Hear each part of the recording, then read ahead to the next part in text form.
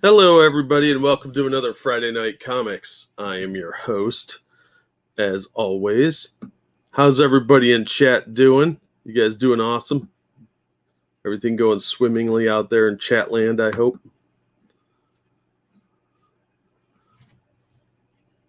All right, let's see who's in the chat today. Well, as soon as my system catches up, I guess. I had some technical issues, that's why I'm late. Sorry about that. Hi, Spud Gun. Hey, Della. Hey, Tall Person. Hey, Shroom. Hey, Tony.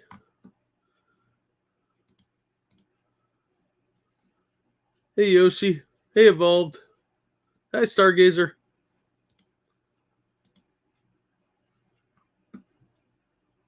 All right. Oh, I should probably tweet this out that I'm going live. That would probably help let people know. Ugh, I'm so far behind on everything. Hope everybody's doing well. You guys do anything exciting this weekend? You got big plans? Because I don't, and I live vicariously through others. So, no Asians for you. Oh, hey, evil one. There's always Asians for me. There's a whole continent full of them. Eventually, I'll get one.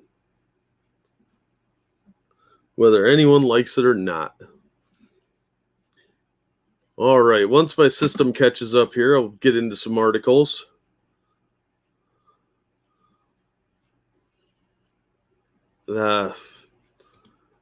Computer's been acting up. I don't know what's wrong. Yeah, everyone should tweet this out. Yeah, I agree. Like, share, and subscribe. So everybody that you know can see how incompetent this stream's going to be. Wow. Yeah. It's been one of those days. Just one. Well, they won't let you bring all of them at one time. Do Caucasians caught? I don't know. That's a good question, Louis. How you doing? Oh, thank you, Tall Person. Happy International Beer Day. Well, happy International Beer Day to you as well. Hope it goes well for you. I'm up to working 4 days a week, so the weekend is a welcome relief and just going to sit and play games through the lockdown. Nice.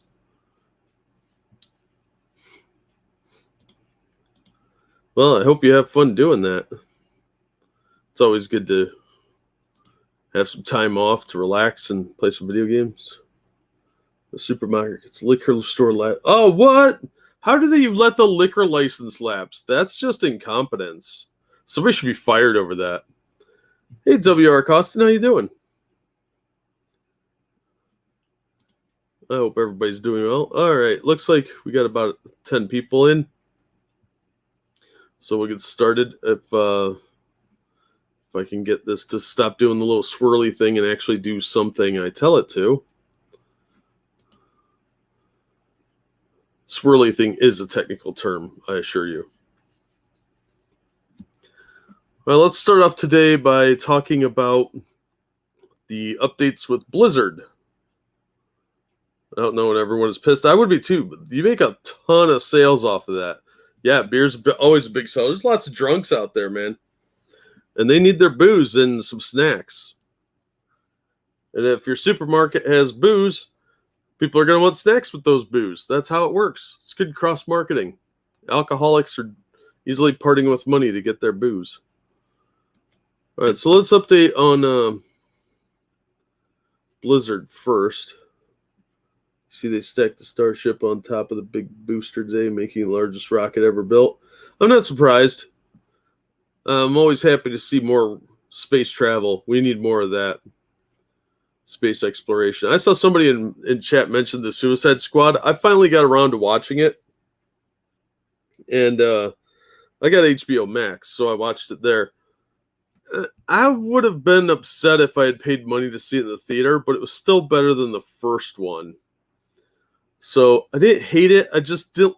I thought some of the choices didn't make a lot of sense. Like, there's a scene where they're storming a beach, and some of the supervillains get mowed down. Hey, Rotten Corpse, how you doing, man?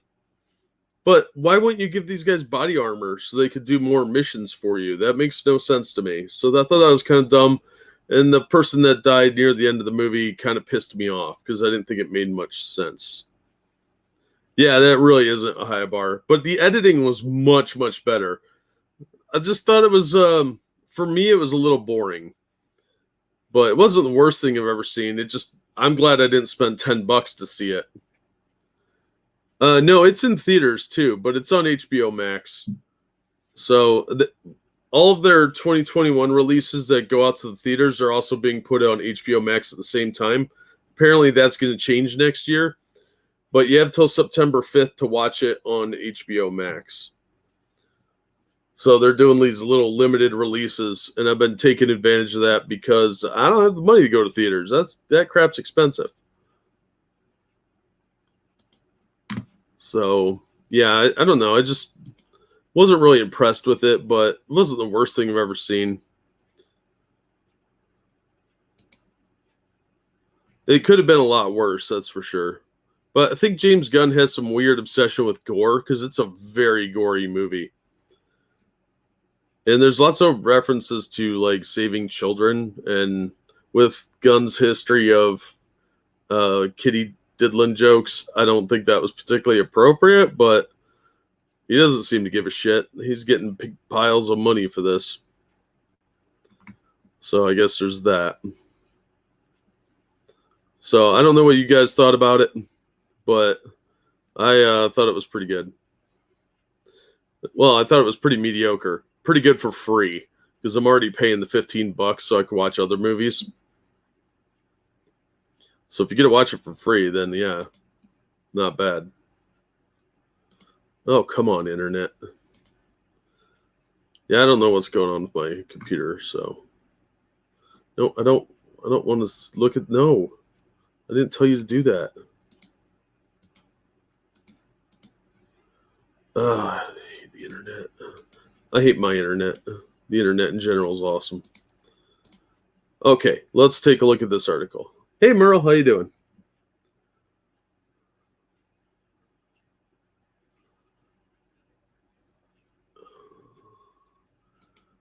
Alrighty. Let's see if that's going to work now. Come on. Maybe. I don't know what's going on here. He's back in the fold. You mean remember Gunn was canceled? Yeah, he's back at Disney. Disney's making some really questionable decisions lately, and we'll get into a few articles about that tonight. Activision Blizzard employees detail broken HR department. HR head leaves. This is from Screen Rant. We'll get to that in a minute. The more details are emerging about the practices of Activision Blizzard following the lawsuit filed against the company last week by the state of California, including a dysfunctional HR department that actively refused to protect employees. These allegations appear to have resulted in the departure of yet another high-level employee, Jesse Meshik, now former head of Blizzard's HR department. Meshik's departure comes just hours after the resignation of Blizzard's president, J. Allen Brack. It's looking like a pretty big clean sweep over at Blizzard. Activision Blizzard has been facing scrutiny since the allegations of a toxic company culture came to light last week. A lawsuit filed against the company following a 2-year investigation alleged that female employees of Activision Blizzard were frequent targets of sexual harassment, wage disparity, and unfair work practices. I believe about a third of these. Oh, thanks, Assassin. Yeah, I think Blizzard is probably going to take this as a big loss and then move to Texas or Delaware, somewhere more business friendly. Hey, Camel, how you doing, man? Those employees have also continued to speak up in earnest about the goings-on at Activision Blizzard, making even more allegations about the company's culture that were not included in the lawsuit. Several employees speaking to Axios have claimed that the company's HR department, the very resource designed to protect employees from the sort of harassment that these women endured, was broken as it, quote, undermined and discounted victims' experiences, end quote, which means most of those things were probably crap, like microaggressions and dumb shit like that. and actively shielded abusers from any sort of corrective action. That sounds so Soviet. Corrective action, while simultaneously failing to protect the identities of those abused. Several employees offered their personal experiences with the HR department that did nothing to protect against abusive behavior. The employees also speculated that the department's failings were due in part to high turnover rate and confusing training practices. That might be a significant part of the entire issue, is people are untrained on what to do, so they do nothing. Or, you're too new, you don't have any training at all, and somebody comes up and tells you something, what are you supposed to do? You don't know how to fill out the forms right, so nothing gets done. In light of these recent allegations, Jesse Meshuk, the head of HR department, has reportedly stepped down. The newest allegations by employees against Activision Blizzard and this revelation against the company's HR department help to complete a picture that the lawsuit only began to outline. That's a little bit of a weird stance to take. It potentially answers the more pervasive questions of how this behavior has been allowed to continue for so long. Well, I would think if your HR department sucks, that would be number one suspect. Activision's HR department appears to have been used to maintain the company's image rather than protect the company's employees. That's what most of these things are for. Most things at the company are designed to protect the company. So they don't rumor and speculation anyway, so I'm not going to bother to pull up the Axios article. Upside down, none of the 160 genders were harmed. Yeah, that's probably a bunch of it is a bunch of nonsense like misgendering, using the wrong pronouns, the male gaze, bullshit like that. And when so much of that stuff is pervasive, it really waters down actual harassment complaints, like somebody touching your no-nos, or saying you won't get a promotion if you don't sleep with me, that sort of thing. So this is definitely going to be an interesting lawsuit for Activision Blizzard, but there's a lot of people leaving from the sound of it, and some employees speaking up. So I don't know if their employees are just hypersensitive pussies, or if this is something else entirely, but I suspect the truth is somewhere in the middle. There's probably some shenanigans that were legit. HR probably suing too, Jack. I don't know. So far, there hasn't been any mention of that, but it wouldn't surprise me if there's a couple people in HR that end up suing for reputational damage, or, because they weren't trained to do their job appropriately, so they couldn't do it. Something along those lines. Hey, Gorbag, how you doing? So I don't know what's going on, but I think there's probably a few isolated incidences that are legit, and the rest are most likely bullshit. Either way, this is going to be an interesting warning flag for anyone else in California, regardless of how this shakes out. Because some of the stuff they said in their lawsuit was pretty tenuous. Others have potential to be legit, but we will see. California ran out of money from buying heroin for the homeless? Yeah, probably. That's why they're having all those illegals come in. They're bringing new heroin and fentanyl. That's my guess, anyway. All right, so that's not the end of Blizzard Activision news, though. Told you my internet sucks. From Kotaku, Activision Blizzard faces second lawsuit over first lawsuit. This is actually from their investors. Class action suit alleges company purposely misled investors with false statements. A class action suit filed today, this is from yesterday, in the U.S. District Court of Central California on behalf of investors alleges that Activision, I keep saying Activation, Blizzard's intentional failure to disclose its ongoing problems with sexual harassment and discrimination artificially inflated the company's stock value. In layman's terms, if investors had known the extent of Blizzard's issues, they wouldn't have invested in its stock. Now, that actually is an interesting lawsuit potential. So, because that might actually go somewhere if any of these accusations have any basis in truth. Blizzard did a few bad things, but not like all the news. Yeah, well, everybody's going to come out of the woodwork to do the hashtag Me Too thing so they can get 15 minutes of fame. That always happens when celebrities or big companies are gone after. We saw that with the Bill Cosby thing. A lot of people came out of the woodwork and accused him of stuff, and Janice Dickinson had to kind of pedal back her statements when she got into court. Blizzard stock prices have been slowly declining since June 21st, when news broke that the company was being sued by the California Department of Fair Employment and Housing over a workplace culture that has fostered years of abuse and discrimination targeted at female employees. Might be a good time to look at buying some.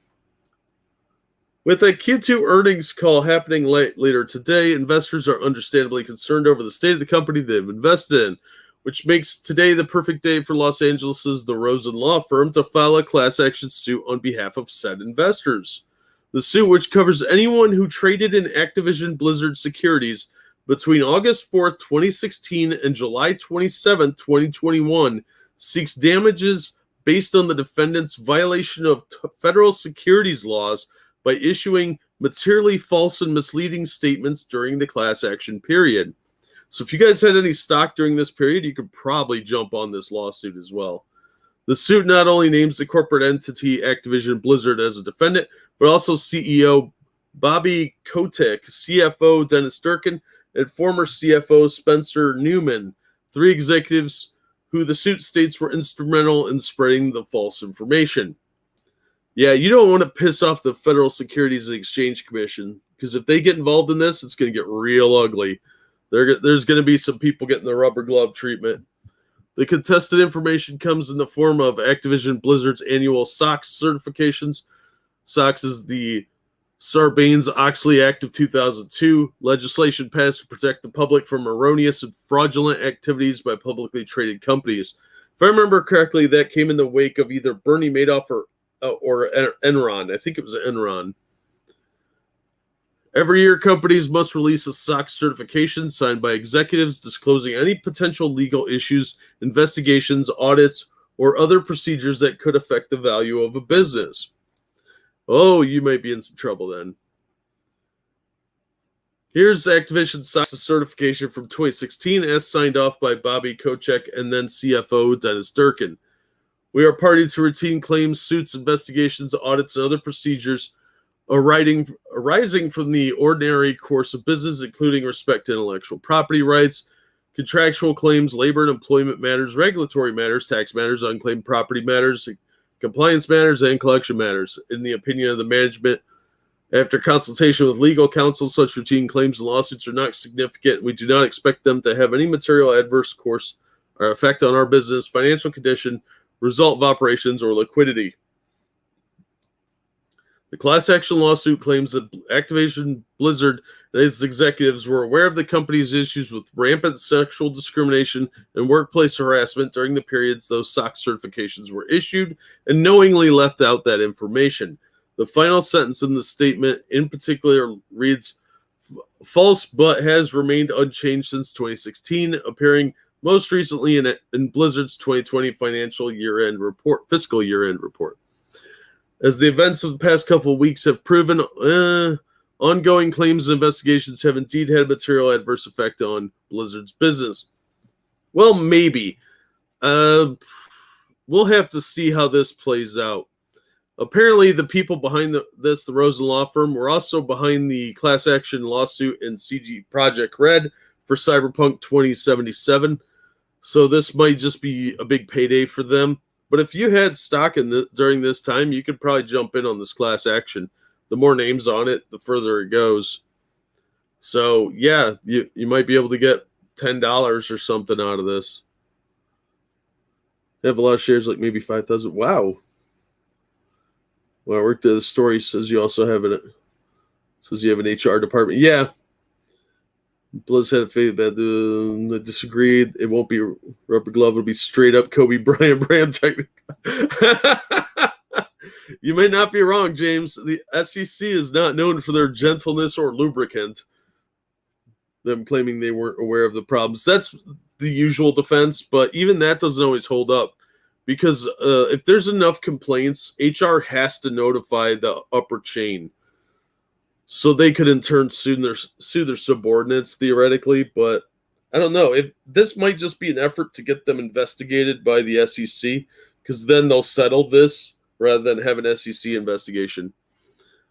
So yeah, it's looking pretty ugly over there at Blizzard. Even if the allegations aren't genuine, they're gonna get some pound me in the ass money taken out just because they're gonna have to settle some of these lawsuits.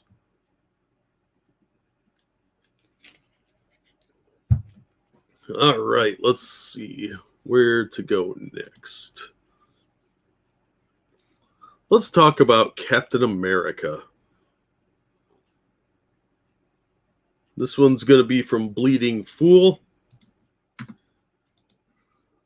But first, I have to do the shameless shilling.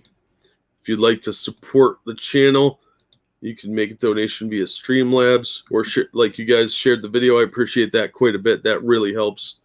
Like, share, subscribe, all that happy crap. Now I got to hit the button again. Share. Oops, wrong one. I got two screens functional again. This helps quite a bit. I missed this. One thing you can get for about $90,000, but I lose Warcraft, so I don't know. Yeah, well, if you've got enough stock, you could really clean house on that. This change isn't Blizzard, it's Cali. Yeah, California's got some crazy laws too, so you got to be super careful when you run a business there. Now, this is from Bleeding Fool, Avi Green. How Hollywood turned Captain America into a multinational globalist. That's because Marvel Comics and Hollywood both pretty much hate America, from what I can tell. The Federalist spoke about Hollywood's PC influence on making live-action Captain America movies, which isn't good. The one has to wonder if the following holds true. Captain America is today one of the most popular superheroes. More importantly, he has been the embodiment of U.S. values and a symbol of American exceptionalism. That's true if you look before 15 years ago. Since the first Civil War comic, they have really watered Cap down into a giant puss bag. Class action lawsuits are bullshit. Yeah, it's just a way for lawyers to get rich. Very few people ever get any real money out of it. Certainly, Cap was an excellent creation from the Golden Age and does symbolize a lot of these beliefs, but is he actually popular with modern far liberals in this sense? No. A bunch of commies. Unfortunately, the answer is no, and based on heavy-handed politics that were repeatedly forced into his solo stories with it in nearly 2 decades, nailed it. It's hard to say that he's popular with a lot of people who admire said values and discouraged from reading his books based on that repellent leftist approach. Like many other pamphlet comics on the market today, Cap's series do not sell any better than they do.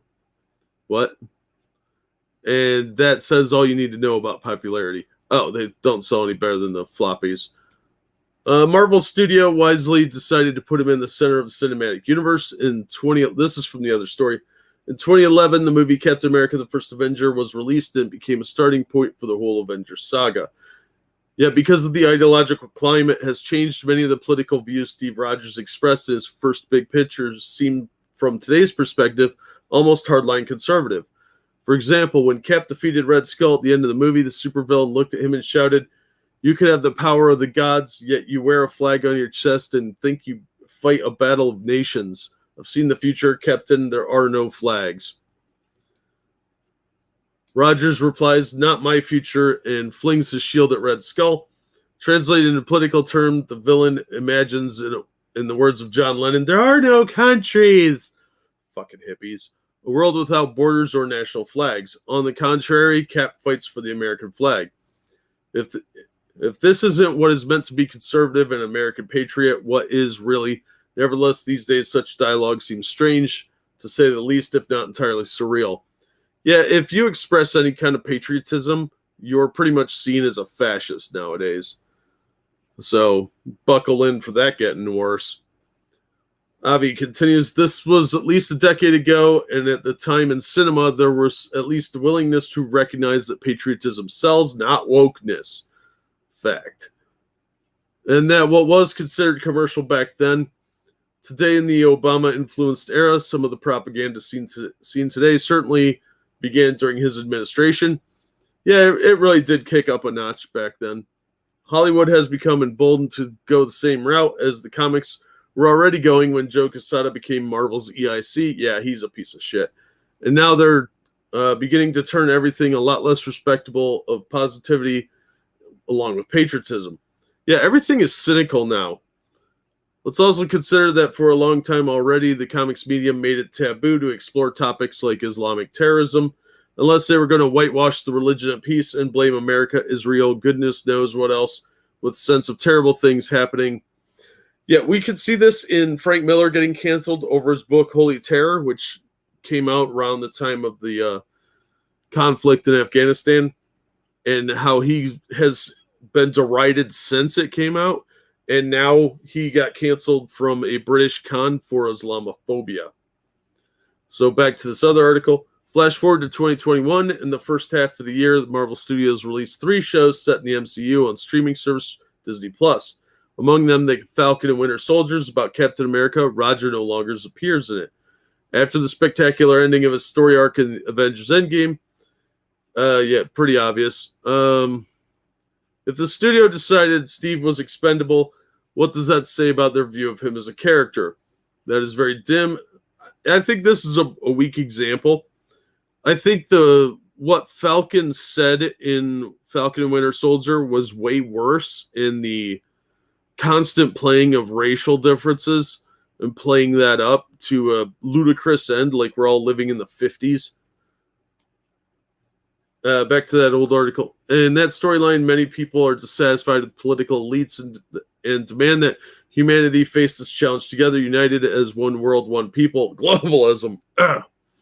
These voices were represented by the terrorist organization called Flag Smashers, led by the young revolutionary Carly something or other.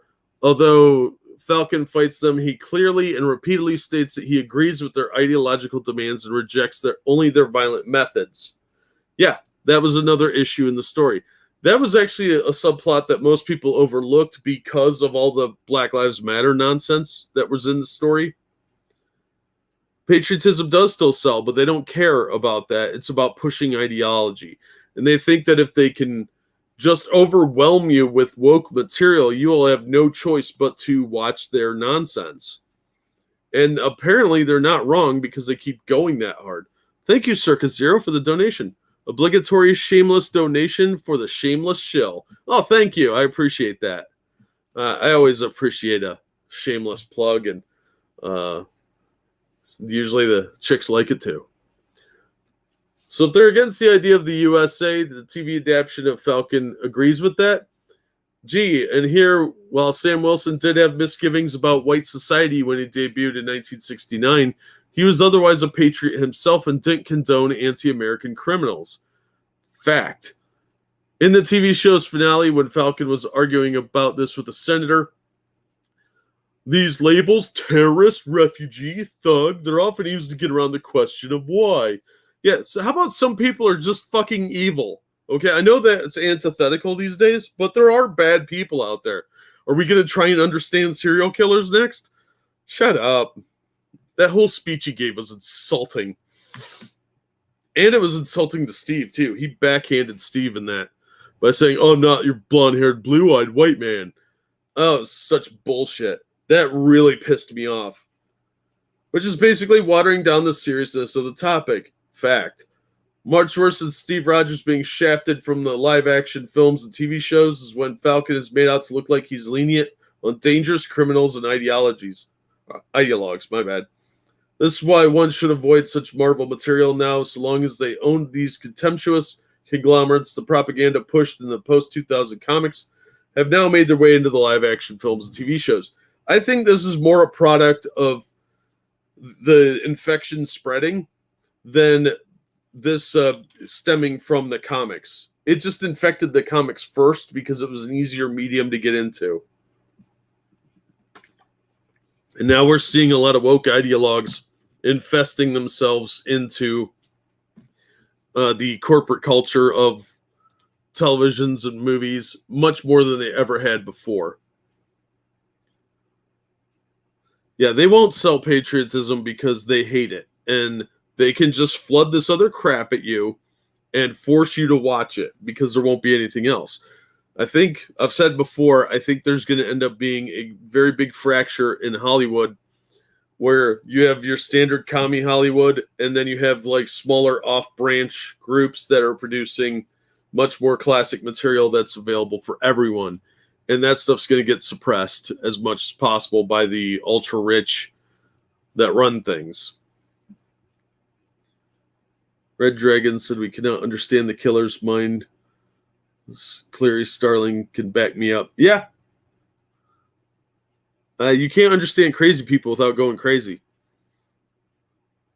But with the MCU for a while, it's been a fun run for about a decade. Yeah, the MCU was pretty solid for that up through right around Endgame. Endgame lost me a little bit, but they pretty much got rid of all the characters I care about, and it's just a bunch of woke nonsense now. All the stuff they've been doing has been sneaking messaging in, and then it got real blatant with Falcon and Winter Soldier. Loki had its moments. Even WandaVision had some where they were like, you need to find your truth. No, there is no your truth. That's opinion. So, yeah, I think this is going to get a lot worse. They're going to get a lot more heavy-handed with it, and they're going to do everything they can to suppress people that are trying different things. All right, speaking of annoying things, let's go over to DC Comics. DC Comics in rebuilding mode. This is from The Hollywood Reporter. This is a bit of a puff piece, so we're going to jump around a little bit. Top execs speak out about future-proofing publishing. Now, we've got Jim Lee and Daniel Cherry. Daniel Cherry is very much activistic, from what I can tell, and he's pushing a lot of the social justice stuff that's going on with the future state things. And it's looking like they're just going in a very hard left direction. Viewers don't like my messaging being shoved down their throat. No, they are wrong. Exactly, it's the Principal Skinner meme. Bunch of nice scene wrapped in cringe. Yeah, the whole Girl Avenger scene was stupid. I'm jerking around. Ed Norton and the Killer, just crazy. Yeah. Almost a year ago, DC Comics, the publishing unit behind, I think we all know Batman, Wonder Woman, and Harley Quinn. What about Superman? Was hit with brutal cuts that saw 1/3 of the company ranks wiped out due to broad layoffs as its parent Warner Media. Yeah, they were streamlining for the sale to AT&T. But the Burbank-based comics division, led by Chief Creative Officer and Publisher Jim Lee, has been in rebuilding mode, picking up the fallen stalactites of the Batcave. So funny. Also scaled down last year's DC Universe streaming service Hopeful that morphed into a comics-only platform, even as the DC brand became more of a foundation for fledgling HBO Max. Yeah, they just rolled all the shows over to HBO Max. Former Activision esports exec Daniel Cherry III. Oh, he worked at Activision. Spaghetti-O. Was hired as Senior VP and General Manager of DC Comics in September, taking on the business aspects at the company and publishing initiatives that featured a Black Batman and a partnership with Fortnite became chart-topping hits. That is very misleading. The Fortnite thing I saw selling very, very well, but future state stuff really dropped off after the first month. Yet challenges remain and criticisms that Warner doesn't get the comic book publishing world. A new merger, the massive one with Discovery, is an unknown factor and isn't expected to close until sometime in 2022. At the same time, DC's profile hasn't been higher, not only in the Suicide Squad looking to be one of Warner's biggest hits of the year. That's a low bar. But next year should bring up 5 live-action movies, including the Robert Pattinson starring Batman. You mean the scandal-ridden one where he banged his co-star on the hood of the Batmobile and is notoriously difficult to work with and won't bulk up and delayed production like 6 times? Yeah, that's going to be a big blockbuster. Both Jim Lee and Cherry took a break from running their Arkham Asylum to speak to The Hollywood Reporter in a wide-ranging conversation.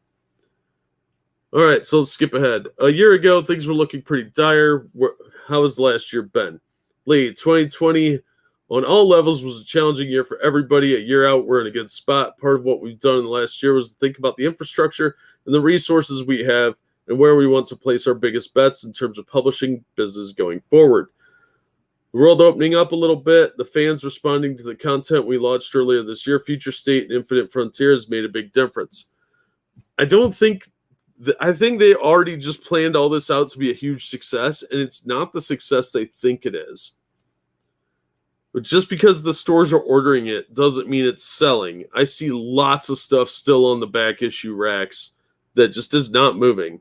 And I know the shops that I go to all cut their orders significantly after the first month because the stuff just wasn't selling. Cherry says, as a major player in the industry, it's really up to us to redefine what it means for the next generations of fan and to build the right type of organization that can future-proof itself to meet that fan demand. So the changes we are making organizationally and also our content is so that we can evolve this industry and meet fans where they are. That is a nothing statement. That says nothing at all. It's a lot of words that mean absolutely nothing. So what is future-proofing? Cherry says, we talk a lot about the 4 R's: reach, relevance, responsibility, and revenue. When we talk about revenue, it's not just to DC, it means to the comic book shops. Because without them, you're going out of business. The creators and the folks who helped build the industry. And our job is that we increase the reach as far as possible, not just North America and South America, but globally. Hey, good luck with that one, idiot. You get shot yourselves in the foot repeatedly. To be as relevant as possible to those fans from all walks of life, unless they're even remotely center or to the right, then fuck those assholes, right? This medium is so beautiful. We all grew up loving it. And to me, there needs to be pop culture conversation around this art form and these stories. Yet you keep cutting your line and bringing in new titles that nobody asked for and that aren't selling. And yes, that means we have great theatrical productions and animation that engage with the fans, but we believe the cornerstone of this entire story is the comic form and the stories we've inherited. Yeah, sure thing, dude. And responsibility is a big one as well. We're talking about being fan first. If you did that, you'd be going back to the stuff you were doing in the 70s and 80s and early 90s when DC was at its peak. Especially the mid 90s really was DC's hot period. They are not going fan first. They're going woke first. We do listen. No, you don't. We all listen not just to the core, but the casual fan, and want to have product to meet them both. Yet you're replacing Batman with Black Man. You're replacing a lot of heroes. You're getting rid of Aquaman for Aqua Lad, who's a hand-me-down mantle that they stole from Tempest. Replacing Wonder Woman with Diversity Hire Wonder Woman. They already replaced Blue Beetle with Diversity Blue Beetle. This is just getting worse and worse. Pattinson nailed this female co-star on the Batmobile. That is pretty cool, but he's also a jackass for the rest. Yeah, she's pregnant now, so reshoots on that movie have to wait. Because until she loses or has the baby and loses the baby weight, not going to happen. Back issues are your future and present. Toy royalties too. You're effed. Yeah, pretty much. That's the problem that Marvel and DC are both having, is their back issue stuff and the reprints are selling way better than the current stuff they're putting out. The facsimile editions do really well, and the future state stuff is trash. Marvel stuff is boring and dragged out so they can put it into trade paperback so it cannot sell in that form too. There are a lot of young fans, that's a lie, who don't have a history of going to comic shops. So how to meet them where they are? How do you build that bridge? I don't know, sell to places other than just comic shops? It may be with content that is easiest to find, which is on their phone. Yeah, no, that's stupid. Digital stuff does not sell. And that has been known for years. The digital comics do not sell, and it's way too easy to pirate them. Most fans, because most fans are older, prefer physical copies. And kids tend to prefer it too. So it's kind of dumb. And they're not targeting young people at all. There's like 2 titles out there from the big 2 that are aimed at younger readers. And they're both from DC. You've got the Scooby-Doo book, and you've got Batman Scooby-Doo Mysteries. That's it. I guess it could be argued that Power Rangers is kind of aimed at like middle schoolers, but yeah, they are not targeting toward younger people at all. So there's really no market being filling in that gap where DC could be doing that. And like I've said before, if they would take the $1 books they were producing and put them in dollar stores, it would be a loss leader for them. And in the long run would make them more money and more fans. What do you make of those rumors that say the higher ups want to get rid of publishing, or do they just not get it? Lee said, occasionally you will run across the article or tweet. I have to bite my tongue to not jump in on the conversations. Bullshit. You just don't care. It's the furthest thing from the truth. If anything, it's the exact opposite. I find that very hard to believe. You guys don't bring in that much money, and the stuff you're producing now isn't really anything that's going to be produced for a long time in any other format. What, you're going to make an animated movie about future state? You still have to explain who all the characters are. Comics that we publish, the core canon we establish in comics, is driving everything that we do across DC and media. We are constantly referring to the characters as we build DC beyond the publishing world. That's the key sentence here, beyond the publishing world. They're just using DC Comics as a property mine so they can come up with new ideas, and if something remotely sticks, they'll make a movie out of it or a TV series, which so far nothing I've seen from them in a long time has been really worthy of that kind of stuff. There might be a few coming out, but I haven't seen it in a long time. Having publishing is vital to our future. You can't rest on your laurels, and having an influx of new voices, new characters, new points of view is vital to keep the industry healthy. That's the part that really struck me here. New voices, new characters, and new points of view. This tells me that they're going to do more replacements, and you're going to get more hand-me-down characters that are strictly minority characters for the sake of having minority characters. They're not going to be new characters. They're going to be new faces under old mantles. You can't trade digital comics with other kids for stuff. Yeah, exactly, Oki. And hi. Hey, nobody. How you doing? Hey, Lesser. Watching some Olympic basketball. Cool. Hope we're winning. So yeah, I think they're just talking about doing more replacements. That's what they're alluding to here. How important is globalization strategy to DC? It's always been a priority. This is from Lee. It's always been a priority, but more now so because our fans are everywhere. These movies and productions have taken over pop culture the world over. Yeah, but people want to read good stories. They don't want to read your shameless pandering skin tone change new character who has nothing other than look at me, I'm brown. That's not a character. Make them interesting, and they're not doing that. They're just doing surface level changes, and their characters are boring that way. And so are the stories, quite honestly. But the focus of our universe is still very much North America centric because that's where most of your sales are. So I think there'll be a lot of work to be done with a lot of opportunities to be done in diversifying, creating new concepts and new characters. There it is. Working with new creators we've never worked with before. That's just hire brown people. Bringing in a level of authenticity in their storytelling, whatever the hell that means. Tapping into other world cultures. They've been doing that for decades. Just you want the melanin to match the locale. That's racist.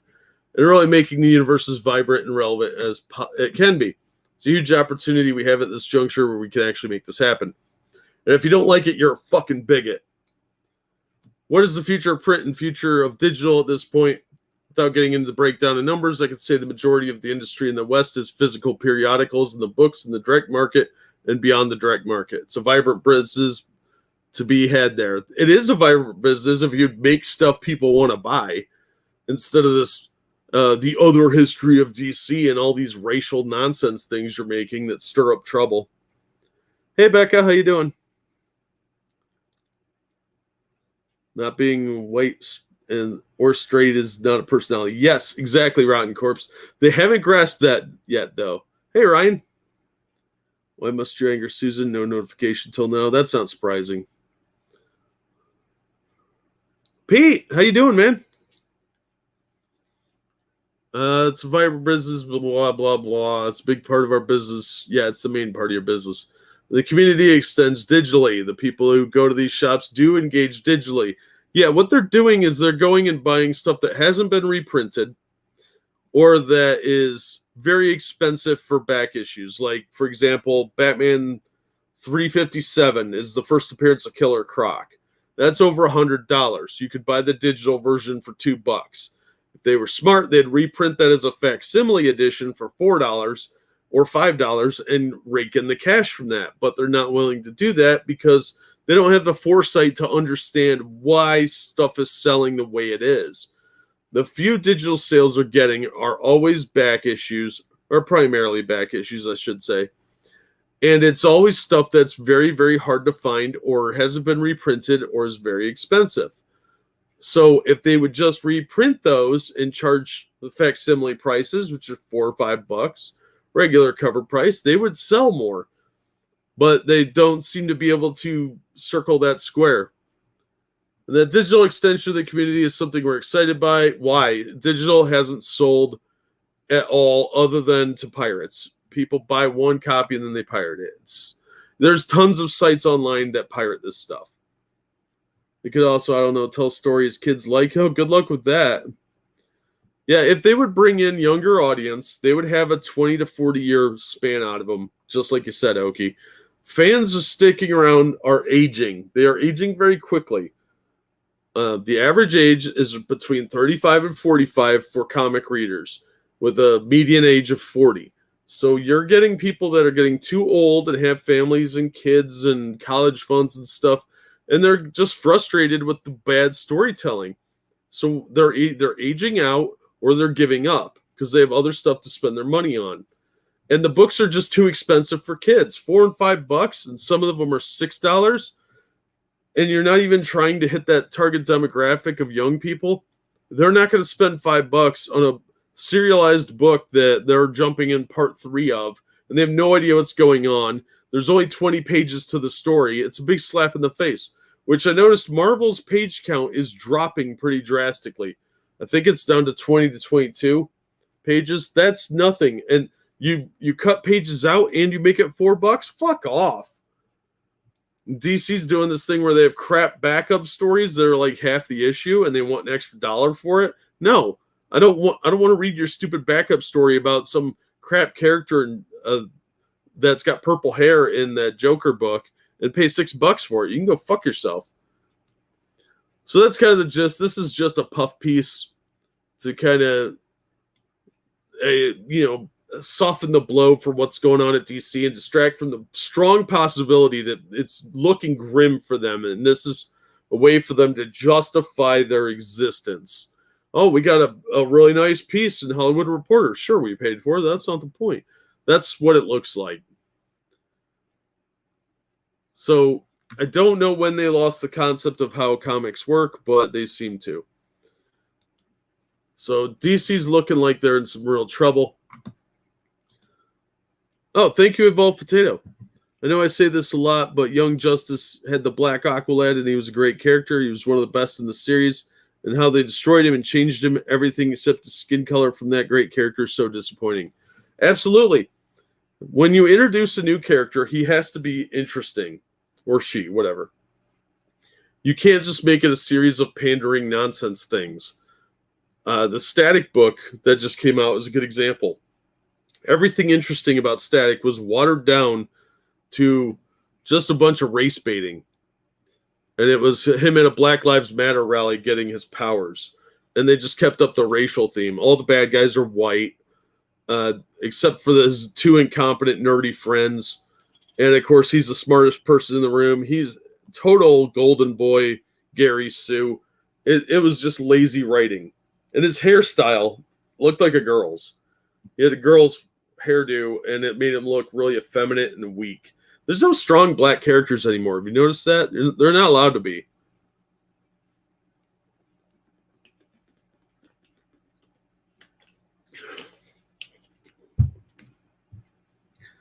All right. Static was overpowered to begin with. He was, but they now made him into just an annoying generic black guy.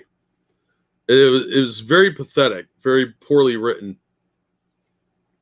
And Aqualad, while he was good in the Young Justice show, like Evolve said, he's a shadow of that now. Now he's just generic gay black dude. And it's really, really lazy.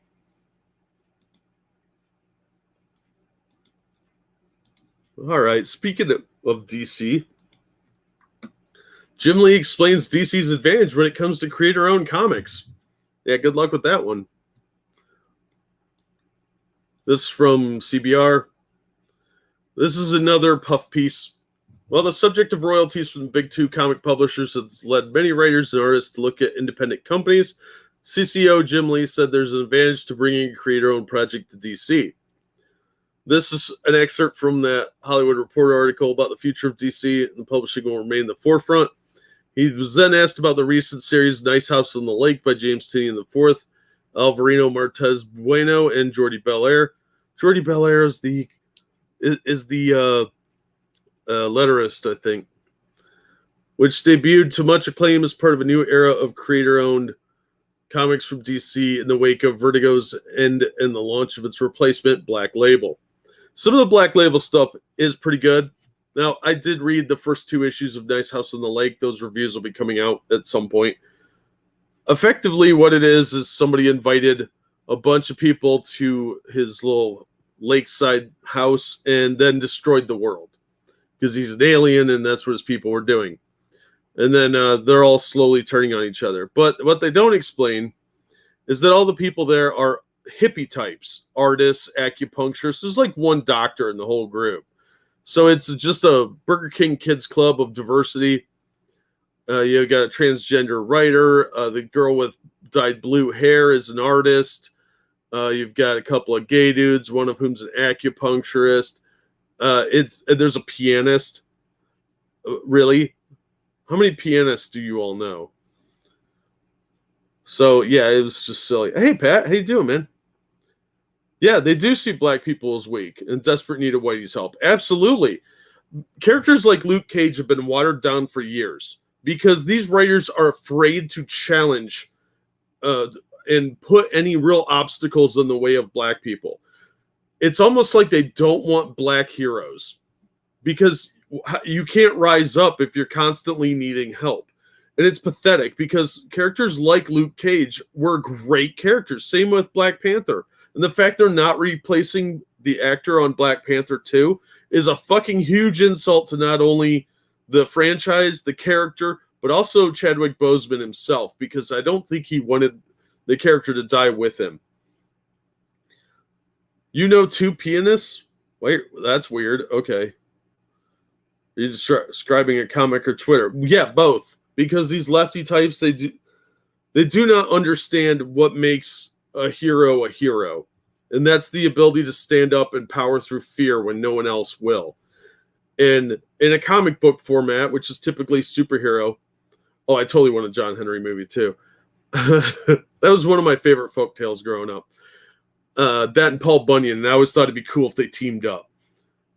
But if they would make new characters, I've seen some good indie stuff coming out too. There was one called Solo that looked really good.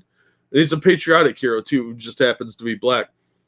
If you make an interesting character overcome what he's afraid of or dangerous situations to save people, it doesn't matter what his skin color is, people will respect that.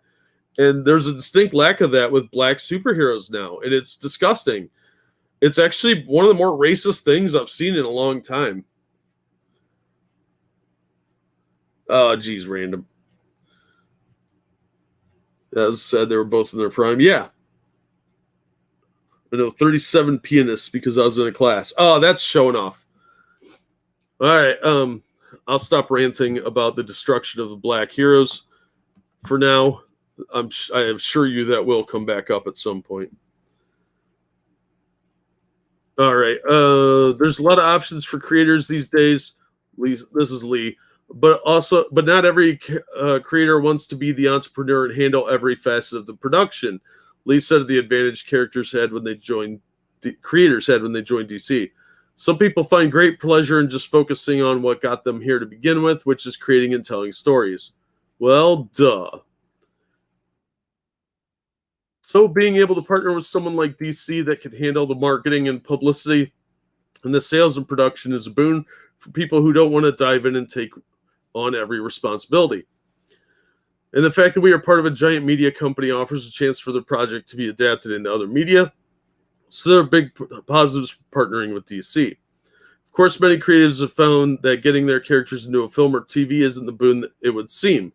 Marvel writer Ed Brubaker recently revealed he had received more from his cameo in Captain America: The Winter Soldier than he did for creating the Winter Soldier. He did not create the Winter Soldier. Bucky Barnes already existed.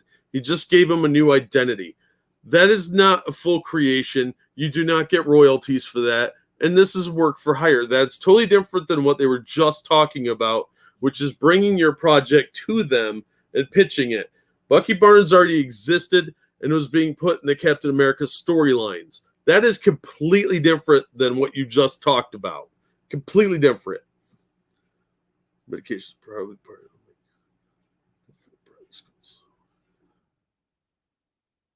Oh, that'd be cool, Rotten Corpse. See, they could make that into a comic.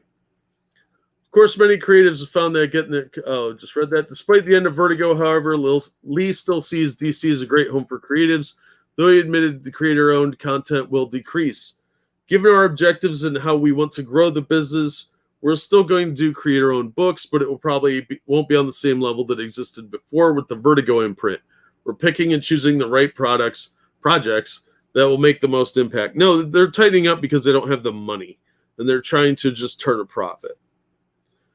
Oh, it's Jack Kirby. Was it Jack Kirby and Joe Simon created Bucky? I think it was.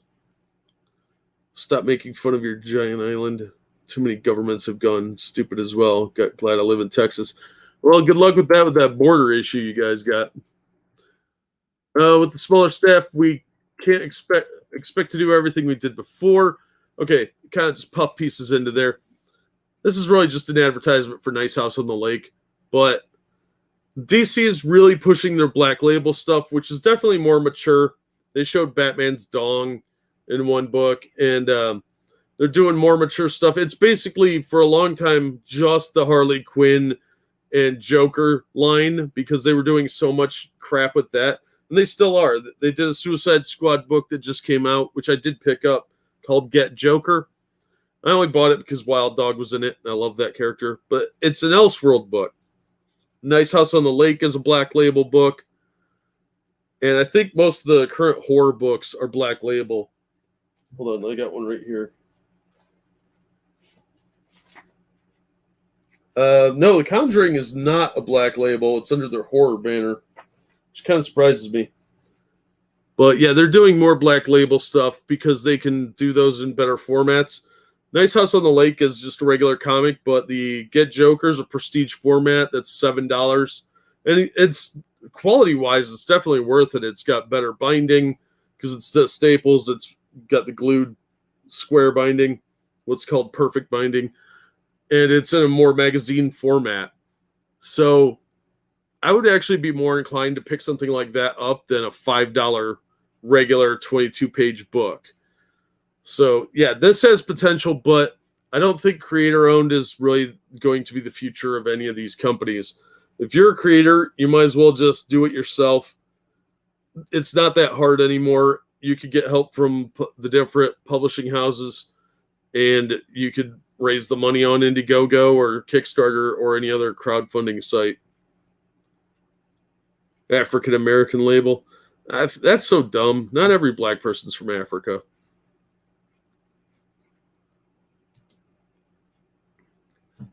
Apparently there's a John Henry movie made in 2020. Oh, I didn't know that. Yum steak as well. Huh. They go well, Black Angus does sound delicious. Now I'm hungry. All right, let's get into some Star Wars nonsense because there's a lot of Star Wars crap going on. First, the most tragic news.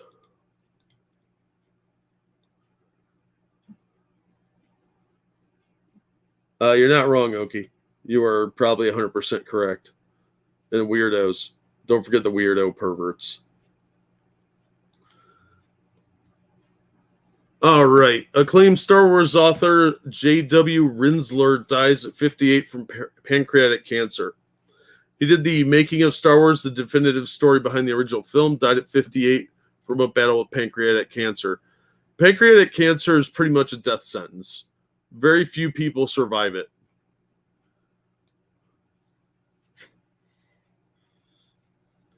So Jonathan W. Rinzler, better known as J.W. Rinzler, passed away on July 28th.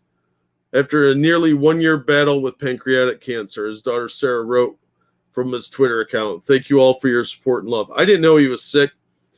That's a real tragedy, but that just means Disney isn't going to pay his family any more royalties because they screwed so many people out of royalties. That's my guess anyway.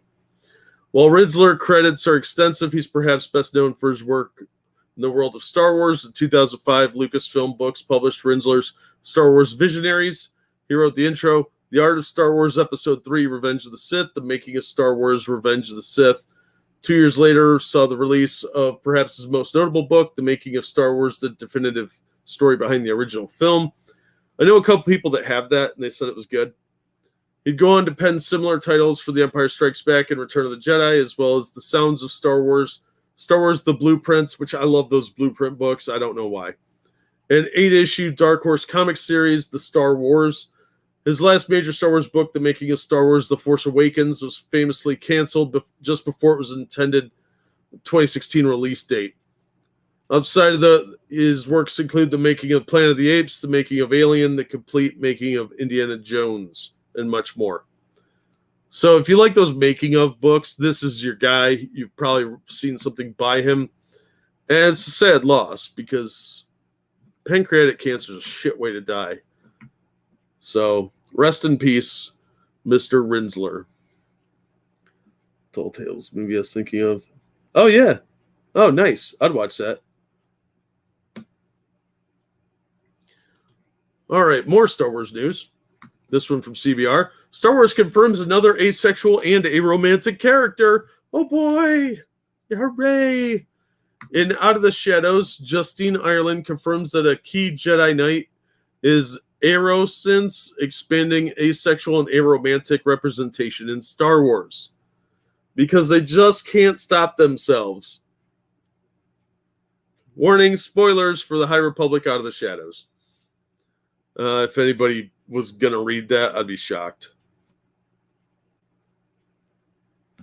One of the core tenets of Star Wars The High Republic sub-series is a commitment to diversity and bad writing. In Justina Ireland's Star Wars The High Republic Out of the Shadows, that title's way too long, Vernestra Rwoh reflects on other Padawans and Jedi's relationships and pretty clearly reveals that she herself, that's not a good sentence, she herself, no, is asexual and aromantic, furthering representation in the Star Wars universe in the process. Nobody cares about some fictional character's doink in life. In the novel, Vernestra's identity is revealed after she and her Padawan, Imri Canteros, see the reunion between Silvestri Yarrow and Jordana Sparkburn. Wow, did you get a D&D name generator to do this? Because these are stupid names. Two women who were in a relationship in the past and clearly still have feelings for each other because they had to work the lesbos in too, just because. Imri, who has a strong force empath ability, is distressed by Sil and Jordana's mutual heartbreak, in part because he still struggles with separating other people's emotions from his own. Because, weirdo, you can't separate your emotions from other people. What? Fuck off. Vernestra tries to comfort Imri, but she reflects this was a difficult conversation for her because she never once had any of those feelings. So you got somebody who feels too much and somebody that doesn't feel at all. Wow. Way to just jam in the whole panacea of fake bullshit in. This was a difficult conversation for her because I just read that. She could never tell when someone was attractive, and there were people she liked more than others, but she never felt the push-pull of attraction so many other Padawans did when they came of age. Gross. I don't want to hear about some Padawan's budding sexuality, you pervs. With this reflection, Vernestra confirms she identifies as Arents, another word for asexual and aromantic. Stop using your Tumblr words in fucking Star Wars. Responding to a question on Twitter about how Vernestra identifies, Justina Ireland confirmed Vernestra's asexuality and aromanticism. Vernestra's blah, blah. She just doesn't experience physical attraction, get a doctor, nor does she seek a romantic connection. See a shrink. Ireland's response here is important because she makes sure not to conflate asexuality and aromanticism. While many people like Venestra are aronts, both asexuality and aromanticism are a spectrum. Of course they are. Everything is now. And maybe people identify as one or the other rather than both identities. This gets worse as you go, doesn't it? Ireland further elaborated that Venestra's identity does not mean that she's an emotionless droid. As we see in Out of the Shadows, she values her friendships deeply. With this statement, Ireland is confronting a common misconception that people on the asexuality and aromantic spectrum, that their identity means that they feel less or care less about the people around them, and then she continues to confront the misconception through her characterization. Oh, you're so stunning and brave. Most Jedi are expected to avoid romantic attachments because the Order feels these attachments can be dangerous, and Jedi in general are expected to be mostly celibate. Yeah, because they're like monks. Not because they're asexual and aromantic. Venestra further reflects she believes her Aron's identity may have made it easier for her, but that did not mean Imri's path would be as smooth. Throughout the novel, Venestra clearly shows how much she cares about Imri, and she's constantly worrying and trying to make sure that she's doing the best she can to help guide him with the Force. I don't care about any of these people. Venestra is not the first character in the Star Wars, or asexual character in the Star Wars universe, or even in the Star Wars The High Republic subseries, because The High Republic is a bunch of fucking woke tards writing it. V. Morandi from Star Wars Galaxy's Edge theme park was confirmed as asexual in Delia Dawson's Star Wars Galaxy Edge Black Spire. Leox Geizy from Star Wars The High Republic has also been confirmed as asexual as well, though whether he's aromantic as well is still unclear. Used as well twice in one sentence. That's bad writing. Asexuality and aromanticism are vastly underrepresented in the media as a whole, so Venestra is an important addition to the franchise as well. No, it's not. How many people are asexual aromantic out there? Like 2? Real ones? That's fucking dumb. It's been done in my book for a long time now. Yeah, they just keep kicking a corpse. Jedi are soy-filled. They are these days. These rebellions don't give 2 fucks. I'm glad I'm not a Star Wars fan, right? Someone stretched Star Wars skin over Tumblr. Yeah, sadly. What sexuality is The Rock? I don't know. It's probably asexual as well. That's a good question. We should write them and ask them about geode sexuality. In contrast, yeah, I don't care about the rest. This is freaking dumb. So, yep, another new wokeism has entered the Star Wars universe. Thank you, Star Wars, for destroying one more attachment I had to the real world. This is so much garbage. We really need, if you have any creative talent out there, go out there and make your own stuff. Make it better and less woke. Maybe it'll catch on. We can only hope. I need a drink. Oop, drop the lid.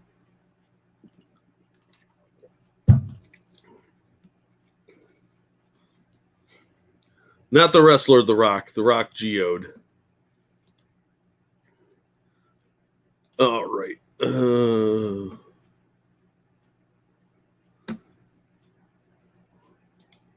All right. Another Star Wars story.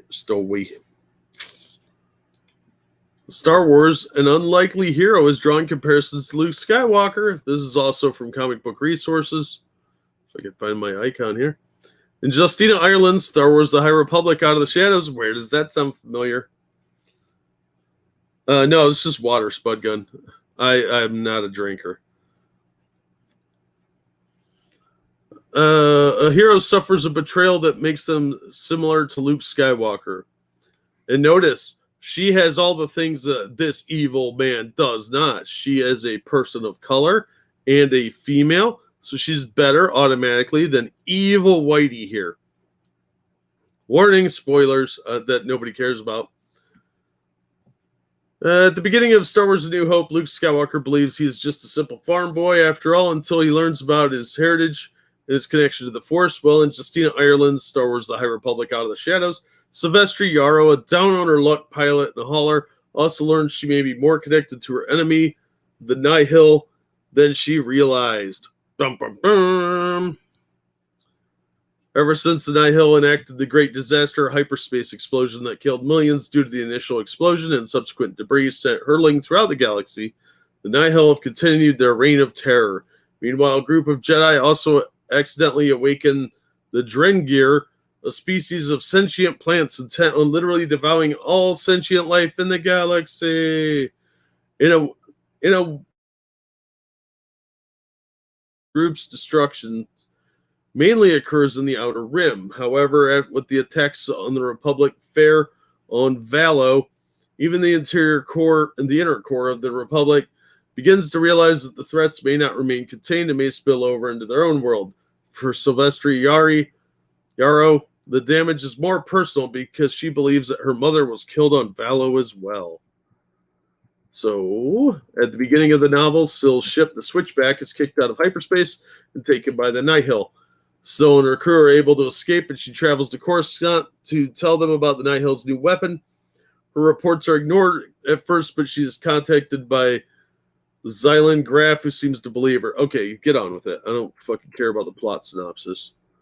Syl feels betrayed by all the secrets that she now knows that her mother kept, but she isn't ready to believe that her mother is affiliated with the Nihil. So to try to prove to the Galactic Senate that Wolk's theories about her mother are false, she accompanies Lynn along with her ex-girlfriend, because of course she's gay, Jordana Sparkburn, and 4 Jedi, Master Vitis, who cares? Their mission is to inspect the Beringe sector, where these hyperspace accidents are occurring, but on the way, Nihil attack their ship and take Syl, Reith, and Imri hostage, and while in captivity, Syl learns the truth. Chancey Yarrow is alive and working for the Nil, and the Zylan Graf knew all along. Ooh, it's just like Luke Skywalker. Just like Luke Skywalker.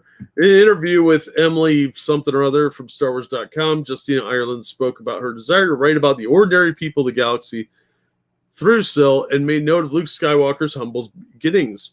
With the reveal of Chauncey's duplicity, Ireland forges another connection between Luke and Syl. They both must deal with the knowledge that their supposedly dead parent has become an agent of the enemy. Oh, it's so original, albeit under different circumstances. Unlike Luke, however, who believes there's still good in Anakin, Syl believes that her mother cannot be saved. Maybe her mother was a Trump voter. So while Syl fills the role of an ordinary person in comparison with the Jedi, her humble beginnings and her hidden heritage actually connect her more with Luke, a Jedi hero. No, that's the most tenuous fucking connection I have ever read. This is a lazy shill at trying to sell this book, which means the sales on this are probably terrible. And the most they could come up with is to draw some kind of lazy comparison between Captain Lesbian here and the most popular character in the Star Wars franchise, Luke Skywalker. So I think this is pathetic. And I think what they did was they're like, all right, let's take a few elements from a popular character, make a new one, or call it a new one, only with our wokeisms, and we'll coat the veneer on then, and then we could do our heavy-handed woke nonsense. This just sounds like more woke crap. It's lazy characters picking apart old characters that were popular and good and making boring ones. Wish I could use a drink before walking to work. Yeah, I think we all could. Fox News probably turned her. Probably.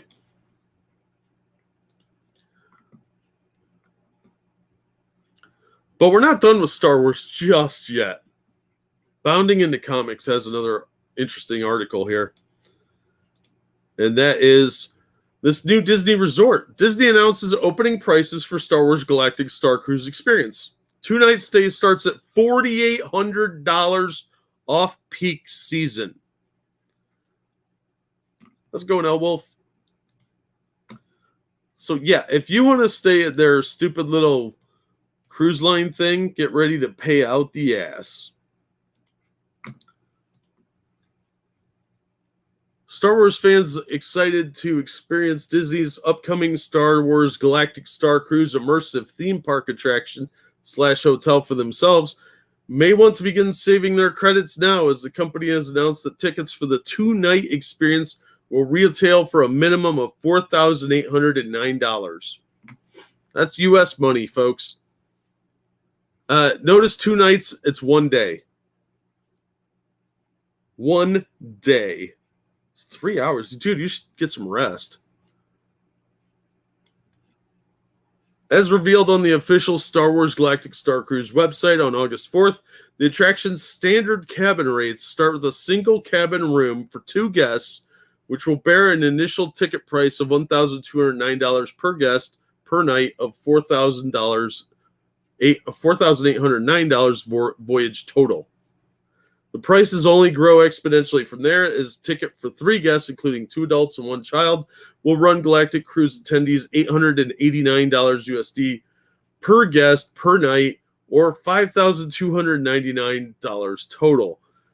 While a 4 guest ticket for 3 adults and 1 child, which by the way I think is 12 or 14 and up, is considered an adult, will be sold for $749 per guest per night, for a $5,999 voyage total. So you can see here's the pricing. That is insane. You want me to pay $6,000 for a 2-night stay? I could fly to actual Europe for less money than this. I could go on a real vacation for $6,000, especially with a family of 5 or 4 guests, 3 adults, 1 kid. You could travel around the country for that. That's insane. Hey, Comrade Kitty. When I burnt on my face, go outside for 2 months, I got into Star Wars. That sounds like the kind of thing I'd check out. Yeah, it would be cool, but not at these prices. Yeah, and still have change, absolutely. Gonna go to Holland and rent a red light worker for that money. Hell yeah, you could probably get a couple of them for this kind of cash.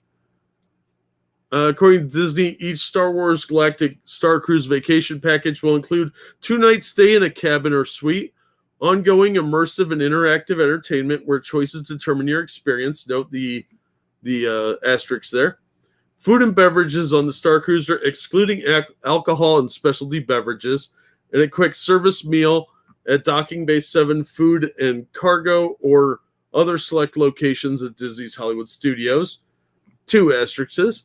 Admission to Disney's Hollywood Studios for your planetary excursion to Star Wars Galaxy's Edge. Valet parking, all because that matters. Exclusive data band, so they can track you everywhere you go. Known on your home planet as a magic band. Yeah, that's just how you can spend money, and they can track where you go, so you could kind of be wrangled in, and then they can charge you lots of money for anything you do. You could spend a week snorting blow off a hooker's tits for that price. Yeah, and probably still have money left. Europe sucks. Not every America place is a mistake. True. Europe's dirty. It kind of smells. $6,000 could probably get you a decent weekend in Tokyo, right?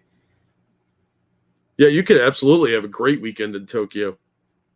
Alongside the experience's ticket prices, Disney also released a sample itinerary, because everything is pre-planned, by the way, of Galactic Cruiser's goings-on, which shows that not only will guests be able to take part in various onboard activities, but they will also encounter unexpected surprises, known as story moments, which I doubt are all that unexpected and probably pre-planned.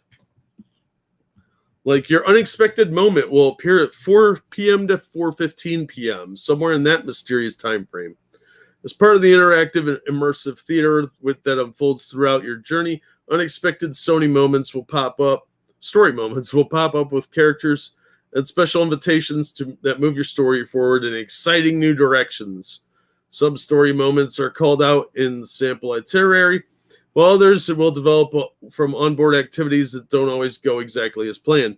I think this depends on how excited your staff members are, because, the first 50 times they do it, they can fake some enthusiasm, but after that, it's going to be like, all right, I'm going to zap you with my blaster. So here's the 3-day thing. Notice day 1 and 2 are busy, but day 3 is just breakfast and get out. And that's at 9:30, by the way, is getting out. Arrival at terminal at 1 p.m. Launch pod to Starcruiser. I'm assuming that's the bus that picks you up. Ship orientation, that's a tour. Light refreshments, that's free soda. Sabacc lessons, okay, you're gambling, cool. Muster, okay. Captain's reception, dinner featuring live music, Outer Rim Regala, unexpected story moment, somewhere between 7:30 and 8 o'clock. Unexpected story moment. Prove your mettle to join his elite smuggler ring, hide a stowaway to help the resistance. And it even says unexpected story moment, 7:30 to 8 p.m. That's so dumb. Oh, no worries, old guy. Glad you're here, man. This is stupid. Special atrium entertainment. What's that? They having a band play. Bridge training. Who cares? Breakfast. Transport shuttle to Batu. That's the Galaxy Edge, I think. Rise of the Resistance. You get to ride the ride. Ooh, boy. Story moment between 9:30 and 9:50. Broker a deal for a heist. Arranged to steal ship from the First Order. Does any of this actually impact anything? Like, do I get a prize at the end? No. Millennium Falcon Smuggler's Run, so you get to ride the other ride. Launch at Docking Bay 7 for food and cargo. Okay, so it's lunchtime. Transport shuttle, so you get bussed back to the hotel for some lightsaber training for half an hour. What a waste of time. These are all half-hour increments or less. Droid racing competition. I get to race some RVs for 20 minutes. Build a model ship. Sabacc tournament. Cocktails. Taste around the galaxy dinner. Yeah, okay, so they're going to give me some Japanese food or something. Story moment. And then spectacular finale. Woo! So there's like an hour of downtime between the story moment and the spectacular finale, which only lasts an hour. All these things are really, really short. 8:45 to 9:30 seems to be like the longest one. 8:15 to 8:25, 7 to 8. That's breakfast, though. The food times don't count. This is a waste of $5,000. Holy shit.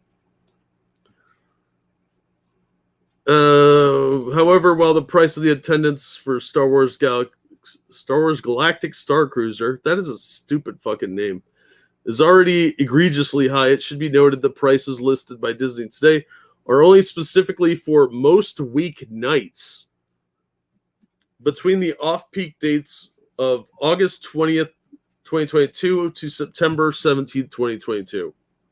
That's not even the weekends, and that's between August and September. I don't have a problem taking a vacation in August and September, but it's going to be really fucking hot in California and Florida in August and September. Also, not only are these prices for the experience expected to rise on weekends, but also during Disney Worlds where the attraction will be located. Okay, so this is at Disney World.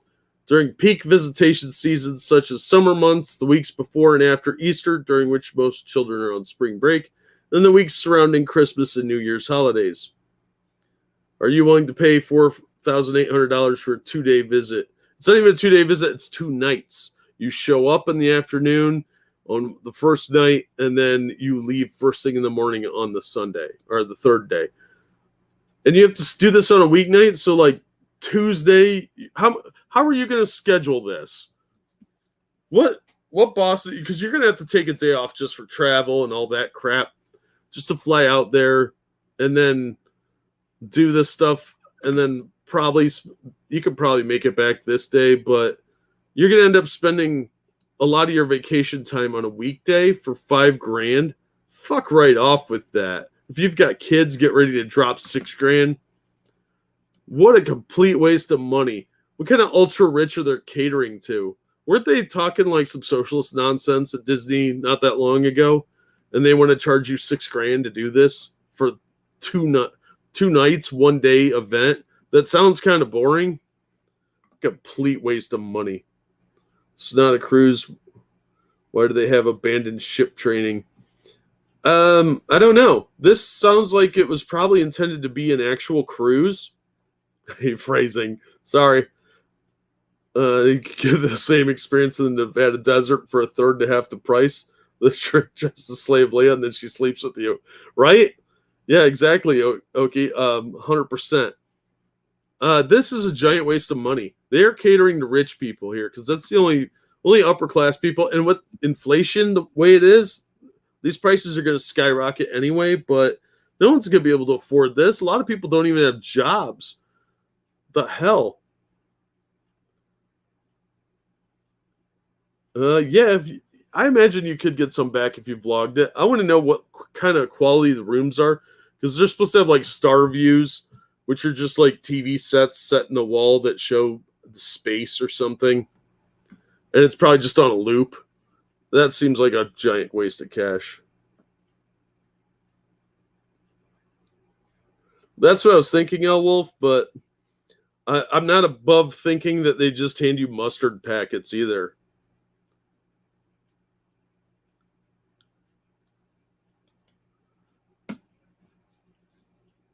Yeah, this is for suckers.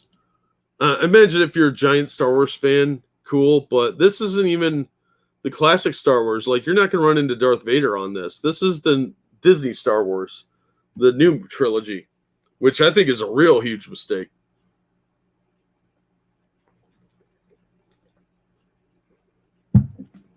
So, that's dumb. Could rent out this club I know, pay to have it look like Jabba's palace, stock it with strippers and booze, and charge $250 per person at the door. Absolutely. They'd probably have way more fun doing it because you'd have booze, hookers, and fun. This is zero appeal to me. Yeah, if it was classic Star Wars, I think they'd sell way more. But I don't know. So maybe they do a simulated battle for 30 minutes. I doubt it. Although you could probably have a sword fight with some hookers or something. I don't know. But in other Disney news, this is from Bleeding Fool. Disney staff among 17 arrested in underage sex sting in Florida. Good job, Disney. I kind of like this picture. The Walt Disney Company, one of the largest media corporations in the world, has been the subject of a wide variety of criticism of its business practices, executives, and content. Yesterday, investigators in Polk County, Florida, announced that an underage child sex investigation in Florida resulted in the arrest of over a dozen pedos, including 3 Disney World workers and a certified nurse. During a news conference, Polk County Sheriff Grady Judson said that 17 persons arrested as part of Operation Child Protector, that's a tricky title, and that they face a total of 49 felony and 2 misdemeanor counts. And they all look like weirdos. Especially that guy. He's the creepiest one. That dude looks like a hobo. A 26-year-old lifeguard at Disney World's Animal Kingdom Lodge was arrested in his work attire after he went to meet what he thought was a 13-year-old girl for the sexy time in Polk County, according to the sheriff's office. Kenneth Javier Aquio of Orlando was one of 17 people arrested in the sting dubbed, we just read that, involving detectives from Auburndale Police Department, Orlando Police Department, Winter Haven Police Department, and Orange County Sheriff's Office. This is from the Orlando Sentinel, by the way. It's an excerpt. The detectives posed as 13 to 14-year-olds on social media platforms, mobile apps, and online dating sites during the operation from July 27th to August 1st. Aquino sparked up a conversation with what he thought was a 13-year-old, said the Sheriff's Department spokesperson Carrie Hortzman. He asked the girl for photos, sent an explicit video of himself. Oh, he's done. He's going to scary jail. After work, he showed up to meet the girl wearing his Disney polo, swimming trunks, and Crocs. The fashion cop should pick you up, too. He was arrested on charges of traveling to meet a minor for sex, attempted lewd battery, and transmission of material harmful to a minor. He could get some federal charges from sending that to what he thought was a kid. So he could go. He's probably going to get more time for transmitting the imagery than anything else. Other arrested included 33-year-old Jared Justice of California, who showed up with condoms and Sour Patch Kids candy, and 33-year-old Jonathan McGrew, 34, of Kissimmee, who came in an Uber with his girlfriend, Savannah Lawrence, so the girl could have sex with both of them. Jesus. McGrew and Lawrence told detectives they are custodians at Disney's Hollywood Studios. So they're minor players, but it just goes to show there's a lot of weirdos that hang around places that have kids. This isn't the first time Polk County Sheriff's Office has nabbed Disney employees. In Florida in 2017, police uncovered a huge pedo ring at Disney World, Florida, with over 35 employees arrested for alleged child rape or grape offenses. The Disney employees included people from management, a concierge, a tour guide, and a ticket seller. And in 2014, several former theme park employees were caught in sex stings and in child bad stuff arrests. Well, Disney's only comment on the matter was that McGrew and Lawrence were on unpaid leave pending the outcome of their cases. The full details on the case are available at Polk County Sheriff's Office here.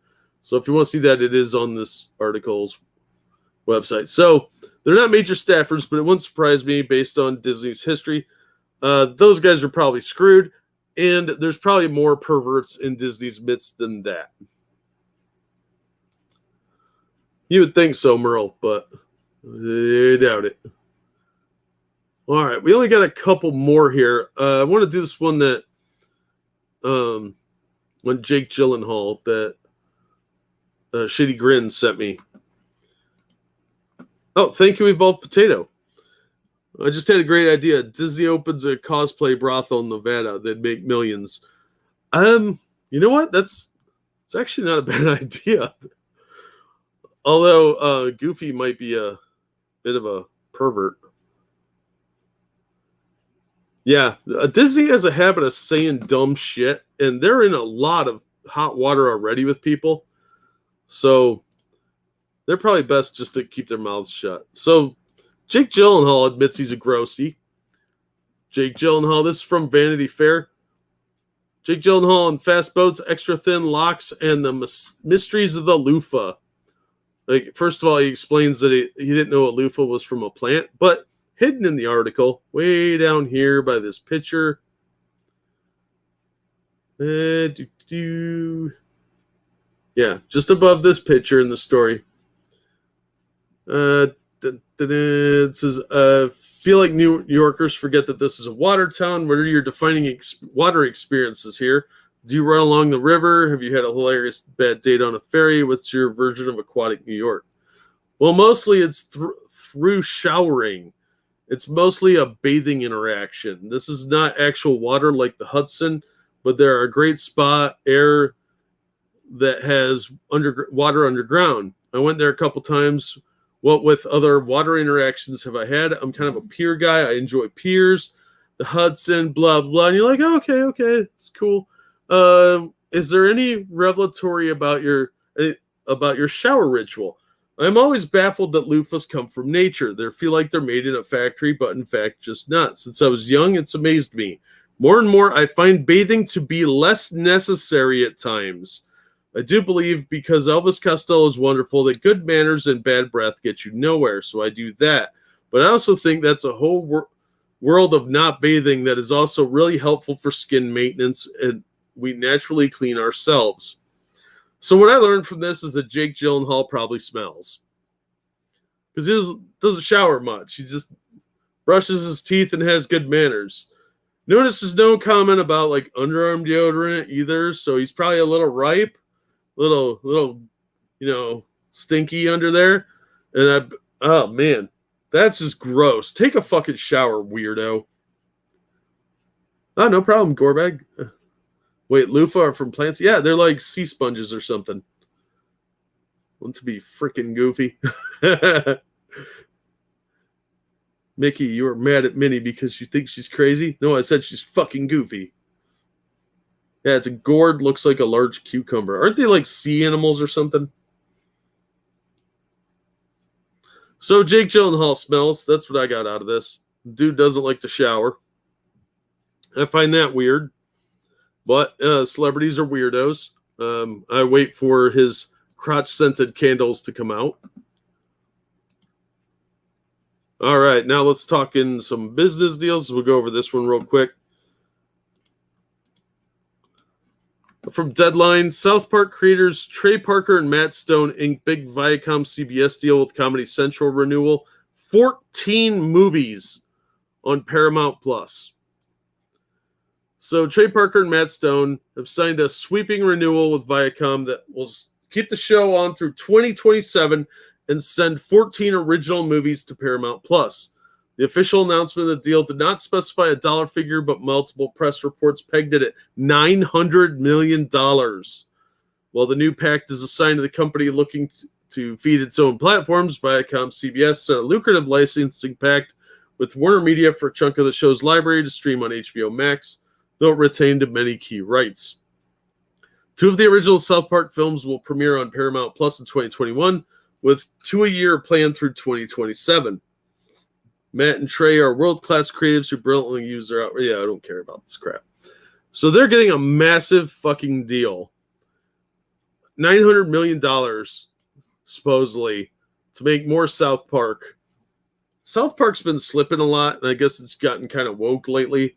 But, wow, got to respect the game. They were already rich, but $900 million split 2 ways, you're set for life.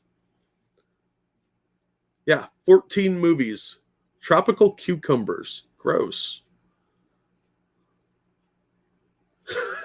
Yeah, James, I like that. Yeah, Viacom's still a thing. They're still around. They still have the Star Trek rights, too, because they merged back with Paramount under the one lady that's run things, which was probably a really good idea so we could get real Star Trek, but we can't now that they kept Kurtzman on. So this is a massive deal, and I thought it was worth talking about briefly, just because South Park has really lost its edge, but they're going to be on TV for quite a while more with 14 more movies and several years of shows.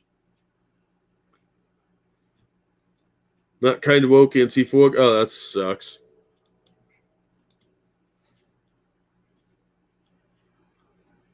So there's that. Now let's talk about the X-Men. So I got 12 90s Marvel novels for 32 Canadian. Oh, nice. This from Screen Rant. X-Men's most dangerous new opponent is one fans ignored. I doubt that. So they've rebooted the X-Men franchise, but it's still under the whole Krakoa nonsense, where they're still villains and they're trying to portray them as superheroes again, but they're not.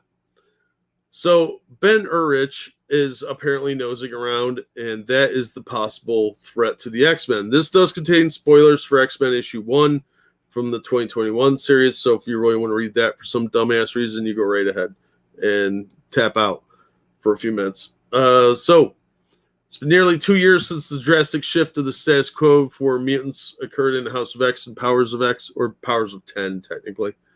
With a home for all mutants in the living island of Krakoa, mutant kind has had a united front. In the pages of X-Men 1, Jerry Dugan and artist Pepe Larraz may have finally introduced a threat to the power to uproot Krakoa. Ben Urich, an investigative journalist for the Daily Bugle, which he now co-owns, he exposed Norman Osborn as the Green Goblin, and he also knows who Spider-Man and Daredevil are. And now he may be on to the X-Men. First 3 pages of X-Men 1 are dedicated to introducing a new villain for the team, Fei Long. Fans likely missed the true threat to the X-Men, however, that presents itself a seemingly innocuous conversation, but immediately after the exchange between Cyclops and Ben. It starts with a friendly discussion about the X-Men's new headquarters in New York, the Treehouse. Yeah, because remember, they had diplomatic immunity, so they could just pop up wherever they want, do whatever they want, and murder whoever they want. Yeah. After some playful banter, the reporter hits Cyclops with what really matters to him. He asks how his mutant Jumbo appears to be alive and well when Urich himself covered his death and even saw the body at the corner. Cyclops stonewalls him, completely ignoring the question and ending the conversation. Ben appears to be on to the X-Men's resurrection protocols, which could spell trouble for the mutants. That conversation is shown here. First of all, look at this. What the hell is going on with this face? And notice there's such lazy... The artist couldn't even be fucked to draw the rest of Cyclops here as he's going through... Because he's going through the portal thing, so they just sort of like Oh, yeah, well, I don't have to draw a background or finish this. It's fucking stupid. No background here either, just colors. Generic colors. This is a touched up photograph from the look of it. So, yeah, lazy backgrounding. So, this might be the beginning of the end of the ex-villain's story arc on Krakoa, but I kind of doubt it. They're going to milk that for all it's worth. I just thought this might be interesting for fans that actually like X-Men. Yeah, the biggest threat is somebody actually doing journalism. Or the fans. You're all right on that front too, Oki. Backgrounds are hard. Top left panel reminds me of the dude from the old heavy metal movie. Yeah, it does.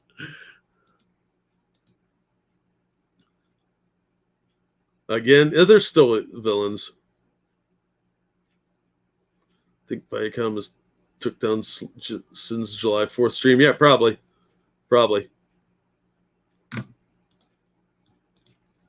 All right. Two more pieces to go. Oops, wrong thing. Becca Fairley sent me this, and Marvel under fire over a major controversial change to character. See Kevin Feige here being all woke with his new wokeness. And this is from InsideTheMagic.net.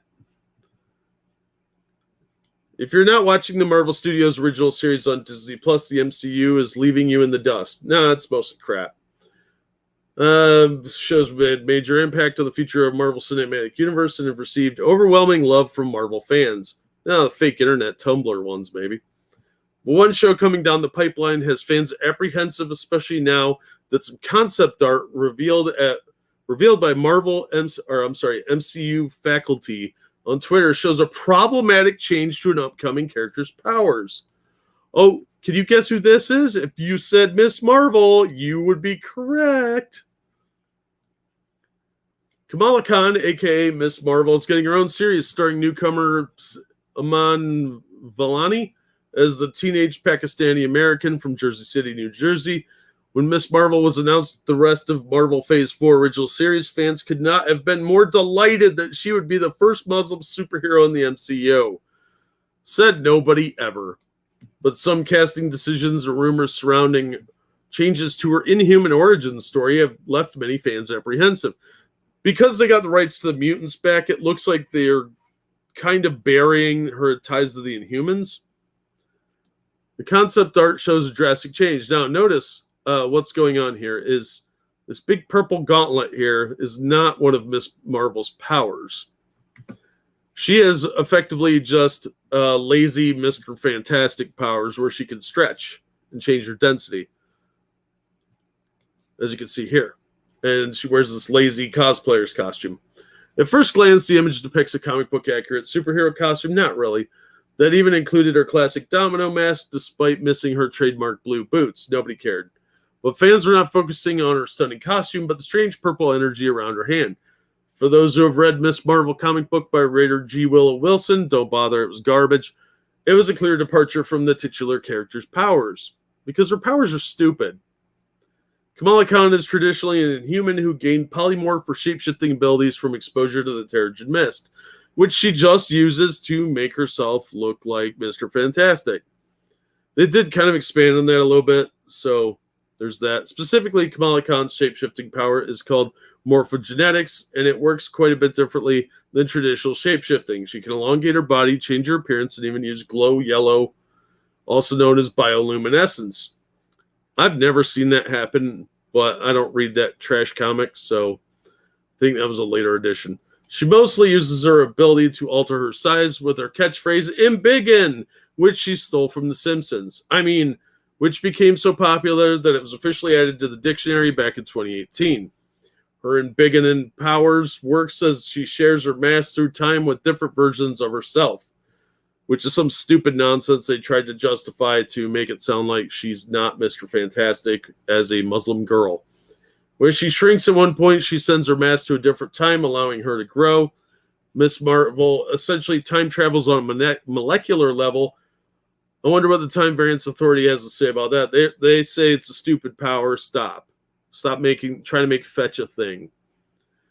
While the change depicted in the concept art seems it reflects a drastic change in Miss Marvel's powers, she can turn her body into any shape she desires. She can become I don't care.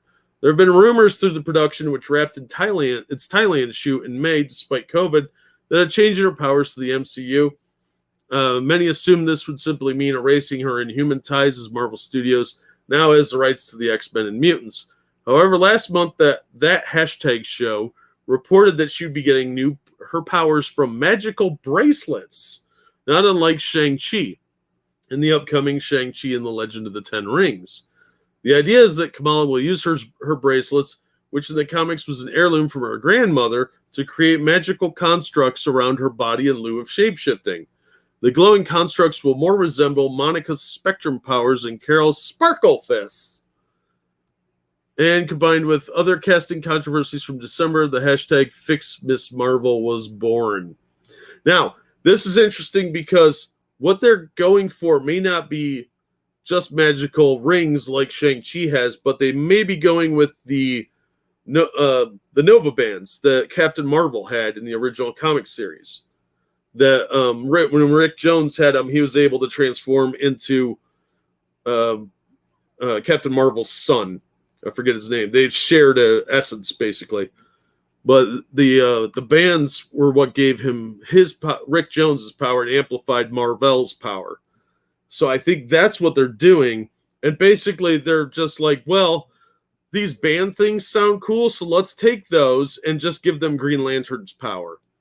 Because it's purple Green Lantern, is what I could tell from what they described. So they realized their powers were dumb and decided to make them even dumber. It's more of a lateral move, I think.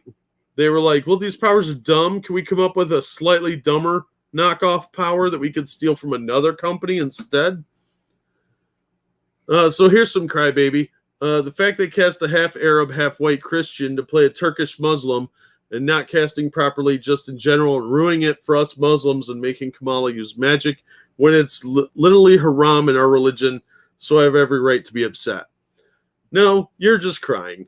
Quit your whining. And it's not magic if it's technology, you dummy. Or do you consider technology magic? Huh.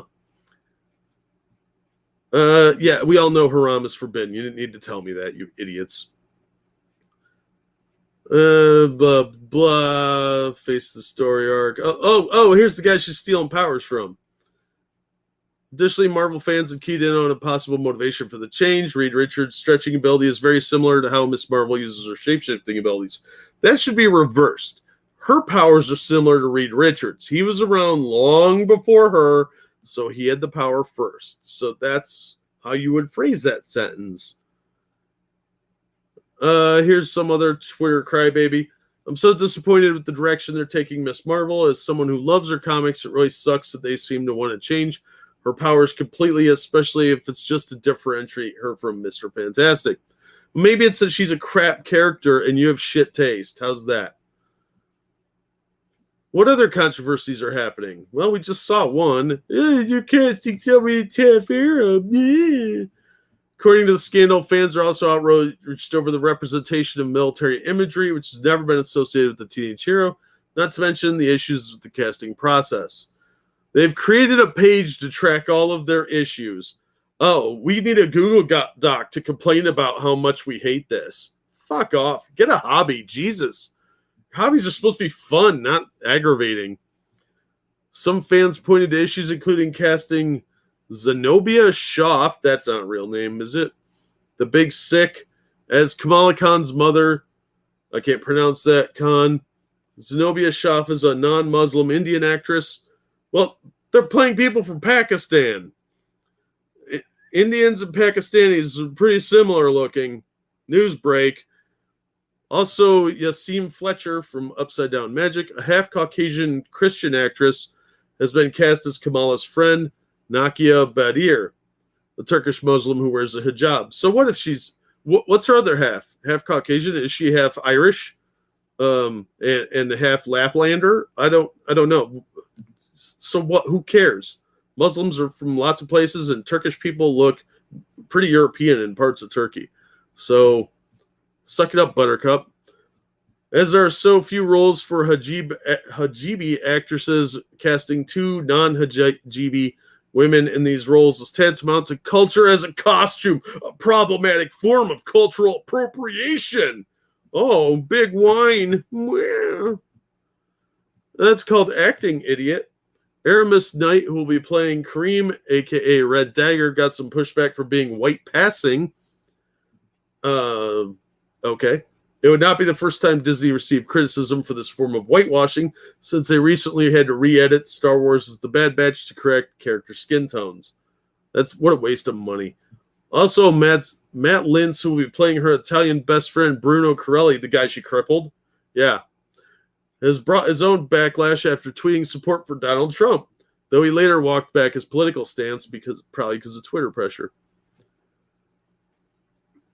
This isn't the first time they've changed an origin or powers. So, yeah, that's pretty much the extent of it. Is now instead of this stupid power that no girl wants and everybody finds to be just derivative of Mr. Fantastic, she's getting this stupid power, which just makes her look like Teenage Lantern and is just a knockoff of DC instead of Marvel. So, yeah, I don't care about this show at all, but she's supposed to be in the Captain Marvel 2, the Marvels movie. Yeah, Bangladesh also used to be part of India, yeah. Wait, what? What was all that about the Bad Batch? Yeah, apparently one of the characters' skin tone wasn't dark enough, so they had to go back and darken it. Marvel's Wonder Woman, 60 years old. Oh. Apologize for that. I zoned out who's getting a walrus. Just the audience. They're getting this crap. So I thought that was hilarious that people are upset about that because she's a shit character anyway. And I don't care about her. I think that she's a bad character that probably could be done well, but they've never addressed the fact that she helped cripple one of her friends and had an illegal prison in New Jersey. But now let's get to our final segment, which if you stuck with us this far, I think you're going to enjoy. As soon as I find it.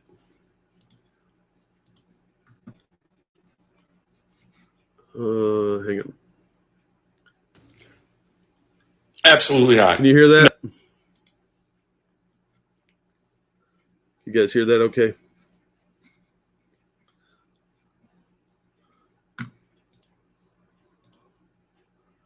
An illegal prison in New Jersey. I thought that was the whole state was prison. They do charge you to leave. Oh, it's loud? Oh, sorry. All right, let's try that. All right, the question here is, what if a white player tries to play a POC human? Thoughts?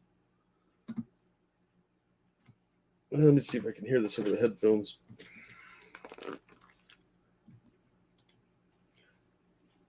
Absolutely not. No, absolutely not. It's not allowed. It's forbidden at my table. If a player at the table has their character's race as human, but they're playing as a shade different than what they are, then it is an aesthetic choice. This aesthetic choice is not good because it's equivalent to blackface or yellowface or brownface or what have you. POC. What if, now, hear me out, what if your player is black and wants to play an Asian? Did you think of that? What if you have a Latino at the table who wants to play a high elf that's a sun elf, a white skin elf, or wants to play a drow? Did you think about that? Huh? Did you? No, you didn't. You bigot. What if I want somebody in the comments made a good one? What if I want to play Black Samurai? At my table, I don't give a shit. But this guy, he is, look at that. Oh, God. If I saw that in a dark alley, I'd run. Looks like somebody that eats out of dumpsters. Now, this is specifically talking about humans, but still, it's stupid. Who cares what your melanin content is in a world with dwarves and elves? All right, let's continue. We in the community have been telling us this for years, and we are finally listening. But some of us have chosen to not listen at all.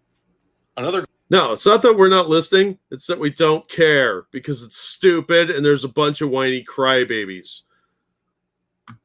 My D&D is not your costume.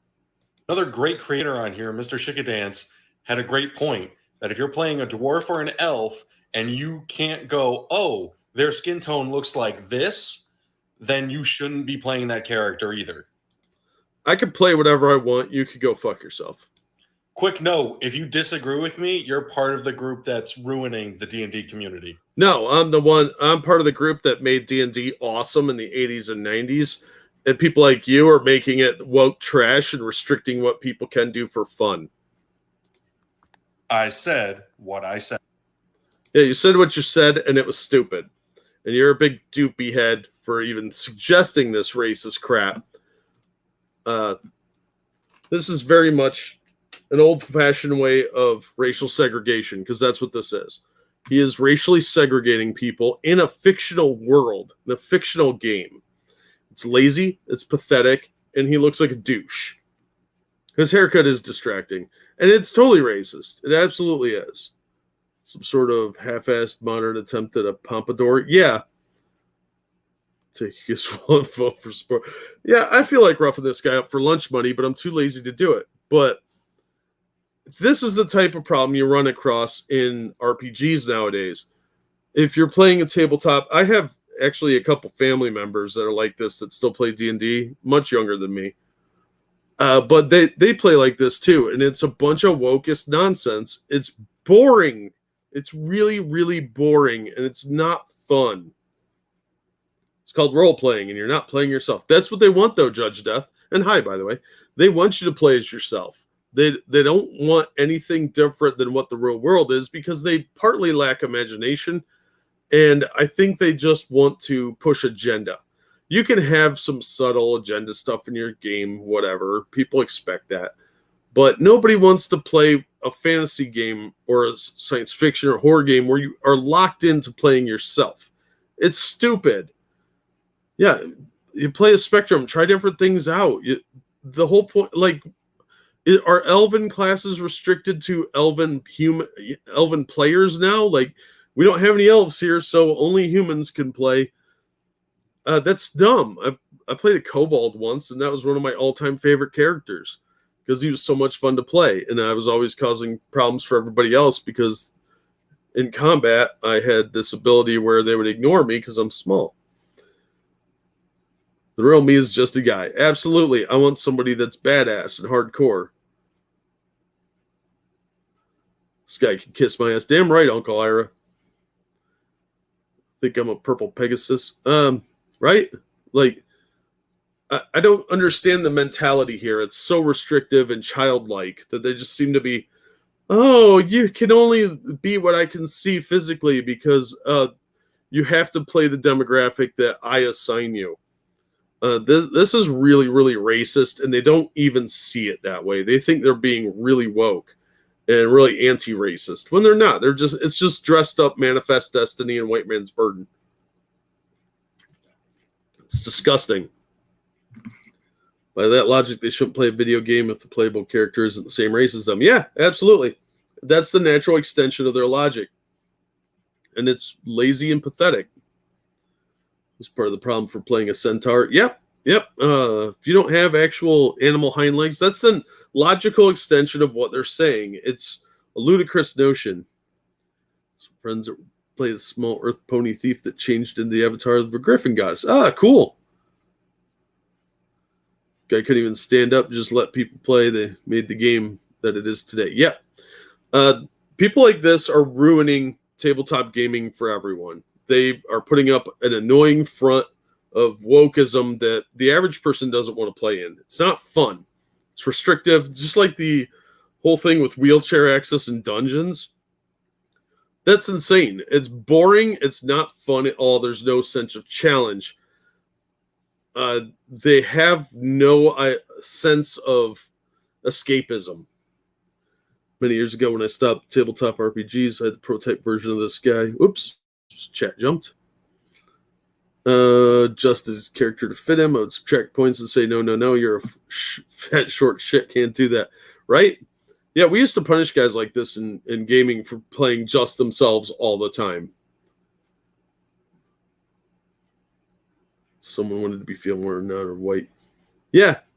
I don't really care what you play. There are restrictions I'll put on certain classes because they're overpowered, or we're playing a game where the whole group has to be human for a specific reason, or human or elf, and nobody could play a gnome illusionist because I hate gnome illusionists.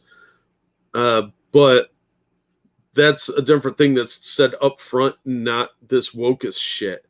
That's tailoring your campaign. This is different. Much prefer playing as a weird combo of race and class like a turtle rogue. Yeah. So the scariest dungeons will have stairs. Yes. And that'll be called ableist. It's disappointing all around. But that's all I had for today. Thank you all for coming out and sticking with me through the technical problems. But I hope you enjoyed the stream. If you did, hit the like button and don't forget to subscribe so you don't miss future craziness. And hopefully we'll have less stupid crap from Disney and woke D&D people. Maybe I'll find some more TikToks like this dummy and we'll make fun of them. He stopped playing with our group because his character after was only allowed to be him IRL, so useless. Yeah. The more you gnome, because gnoming is half the battle. Wow. G.I. gnome. But thank you so much, everybody, for coming out. Thank you for the donations. It's very greatly appreciated. And just the support by coming out and watching. And I hope you all have a lovely evening and weekend. And I will see some of you on Monkey in the Morning. But until then, we'll be back on Wednesday for next week's comics. And we will hopefully see you on that one. Night, everybody.